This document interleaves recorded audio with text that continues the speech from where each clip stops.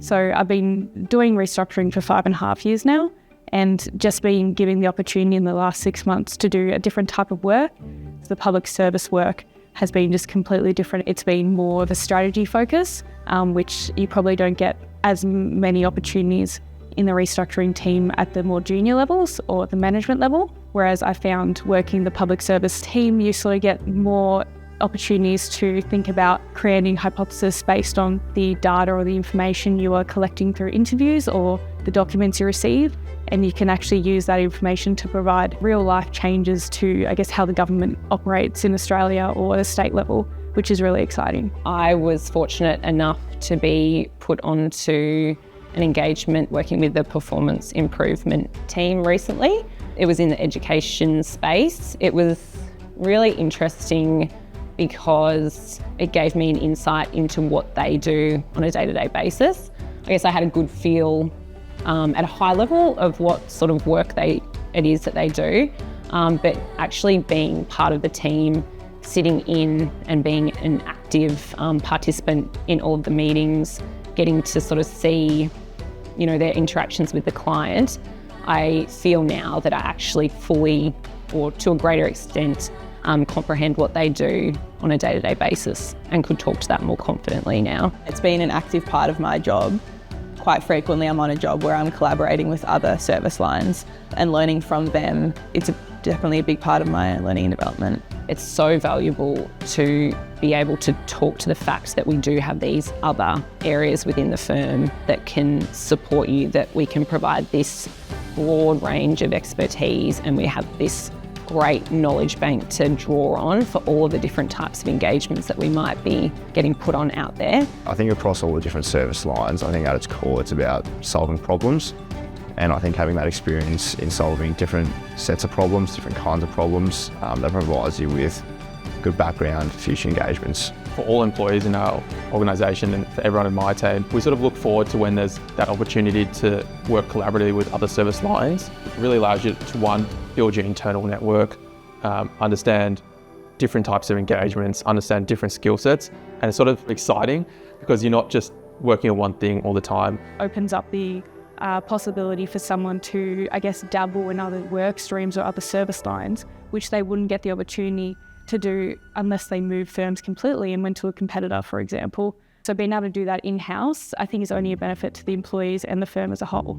Existing staff benefit from it because, like myself, you get given opportunities to grow and learn from professionals in different service offerings. The firm benefits through new revenue streams, but also through sort of staying current and adapting to market. So obviously we've had our growth in the cyber and data analytics space, financial crime space, sort of echoing what's been happening in the market.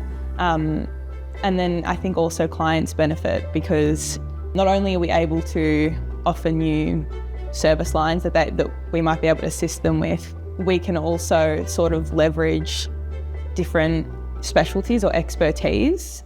For example, I worked on a job where a private equity firm was looking to acquire a company and they engaged the restructuring team to help them with that due diligence. But there was also concerns that there might be a fraud element to it. And that meant we were also able to work with the forensic team. So we were able to offer a dual expertise to the client that they might not have been able to get elsewhere.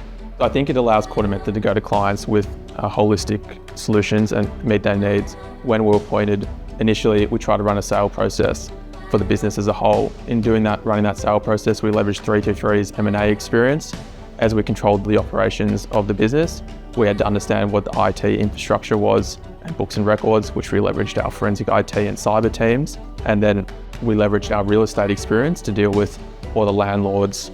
We had 23 lease sites across the country, understanding what the potential lease liability is and how do we effectively manage our sites around the country.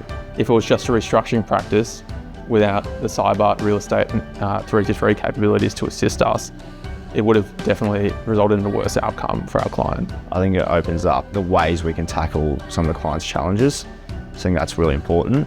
Clients will see that Quartermethod have a larger service offering. Going forward, I'm going to be much more mindful of that when I'm working on, say, a restructuring or an insolvency engagement or out there in the market talking to my lawyer and banker clients and contacts. and consider how that performance improvement arm of our business can perhaps help them in the situation that they're facing, because they just need to go to one place and they can more than likely find what they're looking for. And that's a huge benefit to the client and something that KordaMentha should be really proud of. From an organisational perspective, it's not about I need the client for me to earn fees for myself. It's about how do we meet the client's need. Because ultimately, if you want repeat business and clients coming back to you, you've got to consider what's in their best interests as opposed to what's in your personal interests, which I think KordaMentha does really well on a whole. Yeah, it opens up a significant client base who shares similar problems that need to be solved as our existing clients within restructuring, performance improvement, and the other service lines. So I think having that opportunity to tackle the problems within government using the skill sets that we've developed through our existing service lines, I think that'll be really beneficial for the firm. So the firm's ability to grow opportunities. I know there've been recent examples with the new public sector team where they worked with the PI team, so the expertise of the government people and the expertise of the PI team in consulting, and also brought on board the real estate team for a particular engagement. So that ability to sort of cross-sell between the service lines means that 3 different service lines in that one engagement were engaged and were active. And so that's an opportunity to grow multiple service lines in the one engagement. That experience working across service lines, you're always sort of thinking about how other people, not just the people in the team, can also add value. Because I know there's numerous times where I'm lent on, for example, the real estate team for a property related question, because that just makes sense. They're experts in property. So I definitely think it can create opportunities. And for example, again, in government, a lot of people talk to each other. That's how you win a lot of your work, if you do good work, that is. And I think that's recently happened a lot with the engagements we've been working on. It doesn't only benefit the public sector team, but KordaMentha as a whole, because that's our reputation and our brand. And if we're doing a good job in one area, it's going to naturally ripple out to other service lines as well. It's a different way of thinking, because you approach an opportunity thinking not whether or not it fits into a box of what your service offering is. It sort of expands what type of engagements we can be taking on are. And I think that it's moving away from what the traditional advisory or restructuring or consulting role may look like, and being able to leverage skill sets of people in different teams to take on jobs that we might not have been able to take on in the past.